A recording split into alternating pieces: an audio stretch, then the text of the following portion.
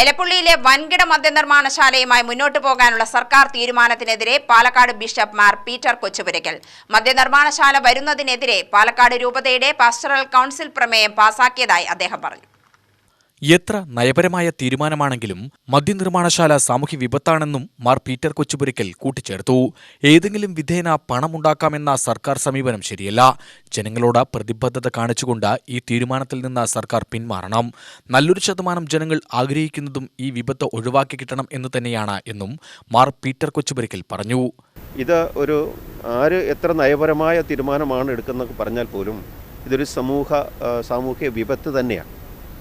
പാലക്കാടിൻ്റെ പ്രത്യേകത ഒരു വരണ്ട് ഉണങ്ങിയ ഒരു പ്രദേശം, കാലാവസ്ഥയുടെ പ്രശ്നം, അതൊരു പ്രധാനപ്പെട്ട വിഷയം തന്നെയാണ്. പക്ഷേ അതുപോലെ തന്നെ അല്ലെങ്കിൽ അതിനേക്കാളും വലിയൊരു കാര്യം കേരളത്തെ ഒരു മദ്യ സംസ്ഥാനമായിട്ട് മാറ്റുന്ന ഒരു രീതി.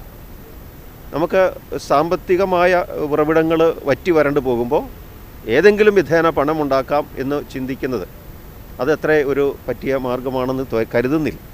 അപ്പോൾ ഈ ഒരു മദ്യനിർമ്മാണശാല അതൊരു ഉചിതമായ തീരുമാനമല്ല. ഒരു തലമുറയെ മുഴുവനും നാശത്തിലേക്ക് തള്ളിവിടുന്ന ഒരു കാര്യമാണ്.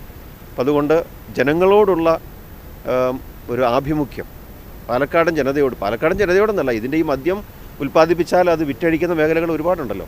അതുകൊണ്ട് യുവജനങ്ങളോടും മനുഷ്യരോടും മൊത്തത്തിലുള്ള ഒരു പ്രതിപത്തി കാണിച്ചുകൊണ്ട് ഈ തീരുമാനത്തിൽ നിന്ന് സർക്കാർ പിന്നോട്ട് പോകണമെന്നാണ് ഇവിടെയുള്ള എല്ലാ ജനങ്ങളും ആഗ്രഹിക്കുന്നത്. ആരെങ്കിലും ഏതെങ്കിലും വിധത്തിൽ മറിച്ച് ചിന്തിക്കുന്നുണ്ടോ എന്ന് അറിഞ്ഞുകൂടാ. പക്ഷേ നല്ലൊരു ശതമാനം ജനങ്ങൾ ആഗ്രഹിക്കുന്നതും ഈ വിപത്ത് ഒഴിവാക്കി കിട്ടണം എന്ന് തന്നെയാണ്. സർക്കാർ ചിന്തിക്കുമ്പോൾ അവർ മുമ്പോട്ട് വയ്ക്കുന്ന ഒരാശയമാണ് യുവജനങ്ങൾക്കൊക്കെ ജോലി കിട്ടുമെന്നും. നമ്മൾ ചിന്തിച്ചാൽ നമുക്കറിയാം ഇതുകൊണ്ടൊക്കെ എങ്ങനെയാണ് ഉപജീവനം കഴിക്കുക. കുറച്ച് പേർക്ക് ജോലി കിട്ടും. എത്ര മറ്റെന്തെല്ലാം മാർഗ്ഗങ്ങൾ നമുക്കുണ്ട്. ഭവിഷ്യത്തുകൾ മുമ്പിലിരിക്കെ ഭവിഷ്യത്തുകളില്ലാത്ത മാർഗമുണ്ടെങ്കിൽ അത് കണ്ടെത്തുകയില്ല വേണ്ടത്. ജനങ്ങൾക്ക് തൊഴിൽ കൊടുക്കാനുള്ള മേഖലകൾ ധാരാളം വേറെ കണ്ടെത്താനായിട്ട് സാധിക്കുമല്ലോ. അതിലേക്കാണ് പോകേണ്ടത്. UTV news, Palakkad.